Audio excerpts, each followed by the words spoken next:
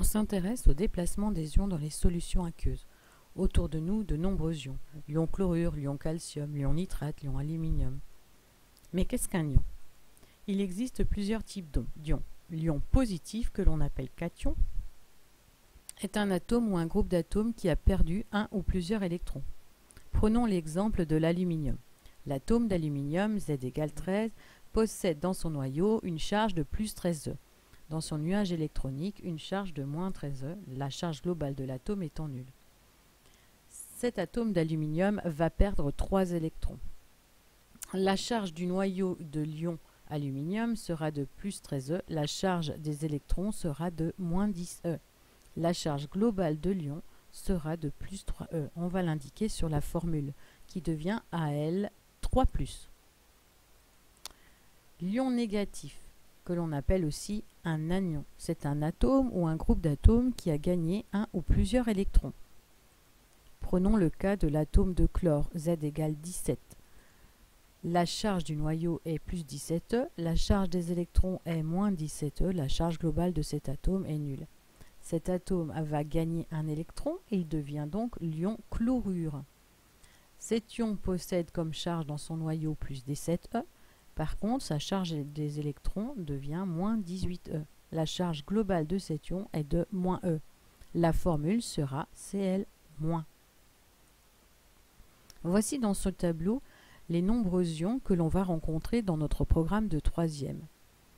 On remarque au niveau des formules que certains possèdent plusieurs atomes. C'est le cas du nitrate et du sulfate.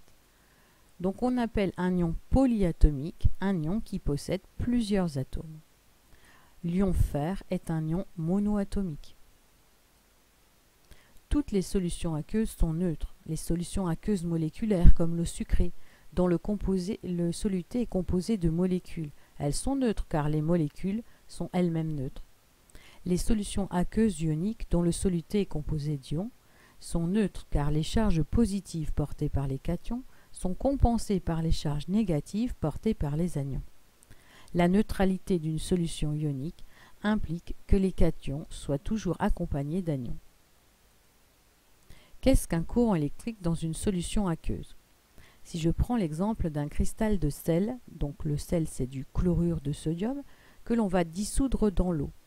Petit à petit, les ions chlorure et les ions sodium se détachent du cristal et se mélangent aux molécules d'eau.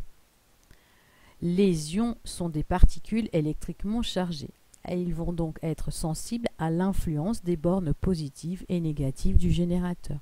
Ainsi, dans une solution aqueuse, le courant électrique est dû à un déplacement des ions. Les cations sont positifs, ils se déplacent donc vers la borne négative du générateur. Les anions sont négatifs, ils se déplacent en direction de la borne positive du générateur. Voici un schéma qui résume tout ce que l'on a vu. En rouge, le sens conventionnel du courant électrique qui va du plus vers le moins. En vert, le sens de déplacement des électrons libres. En bleu, le sens de déplacement des anions.